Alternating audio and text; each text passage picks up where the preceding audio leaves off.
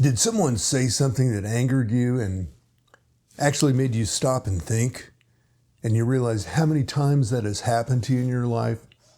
Maybe there's a pattern that you're recognizing is showing up. Is this causing a little bit of confusion and concern, self-reflection? Maybe you've never been diagnosed with complex PTSD. Maybe you never even thought about it. The diagnosis is really not all that important, but the self-examination is, in my view. You may be curious about how to improve your life, how to examine that and explore it and uncover maybe some blind sides that you didn't realize that you may be living with. I found myself drawn to various religious and deeply mystical works in my life. I had questions that were not answered through the usual education, church, social groups, self-help books. So I went way off the beaten path in my life. And I'm going to paraphrase some of the original Gurdjieff and Ouspensky work here. Some of their writings are just off-putting to most people and challenging, twisted reads.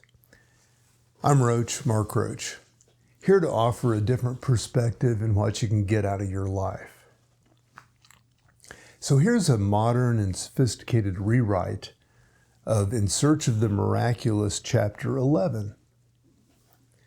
In a conversation about the interpretation of gospel text, Gurdjieff remarked, "Frequently, I'm approached with inquiries regarding various passages and parables from the Gospels. However, I believe we are not yet equipped to delve deeply into these texts as they demand a more profound understanding. Nonetheless, occasionally we will explore certain gospel passages as a foundation for our discussions.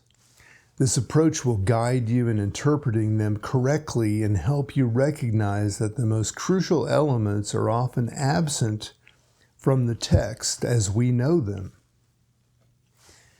He continued by referencing the well-known parable about the seed that must perish to be reborn. Unless a grain of wheat falls on the ground and dies, it remains alone. But if it dies, it yields much fruit. The passage, he explained, carries multiple interpretations and will be revealed frequently. It'll be revisited frequently. The primary lesson here is the principle it embodies when applied to humanity. Gurdjieff quoted an aphorism to illustrate his point. A man may be born, but to be born, he must first die. And to die, he must first awaken. In another context, it is expressed as when a man awakens, he can die. When he dies, he can be born.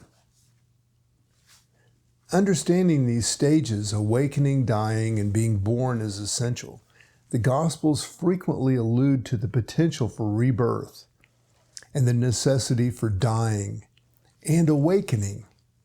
However, these stages are seldom linked together in the texts. So Gurdjieff emphasized that if a person dies without awakening, rebirth is impossible. Conversely, if one is born without having died, they risk becoming an immortal thing. The failure to die inhibits rebirth. Not awakening prevents dying, and being born without dying hinders true existence. He elaborated on the concept of being born, linking it to the genesis of new growth in one's essence, and the formation of individuality, the emergence of a singular I. Achieving this requires shedding countless minor attachments and identifications that bind one to their current state. People are tethered to their imagination, to their ignorance, and even to their sufferings, perhaps more so than anything else. Liberation from these attachments is crucial. The myriad of false I's within us must perish for the true I to emerge. Yet these false identities resist death. Awakening offers a solution.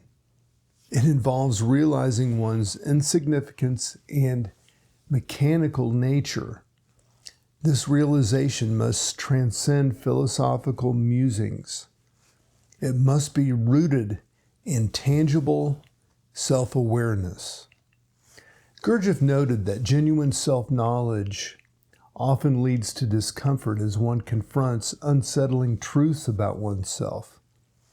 Recognizing one's impotence and lack of true individuality is key. This persistent awareness of one's nothingness eventually grants the courage to die, not merely in thought, but in reality, by renouncing aspects of oneself that impede inner growth. To truly see oneself requires initial glimpses that gradually extend into sustained awareness through diligent effort. Awakening cannot occur instantaneously. It begins with brief moments of clarity that lengthen over time. Numerous forces conspire to keep individuals in a state of slumber. Gurdjieff describes this sleep as a hypnotic rather than a natural, a state of perpetual or perpetuated by external influences that benefit from humanity's ignorance. He recounted an Eastern tale about a wealthy magician who hypnotized his sheep into believing they were lions or magicians themselves, thus preventing their escape, despite knowing their fate was grim.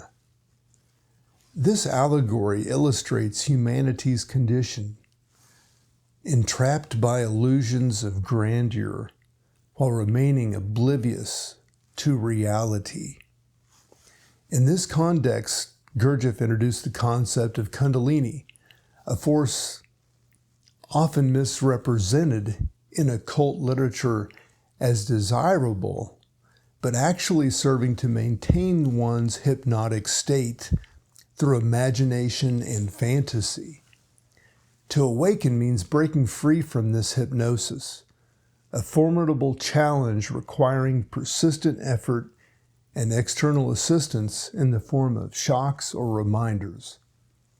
Ultimately, Gurdjieff stressed that awakening demands continuous work and collaboration with others who share this goal.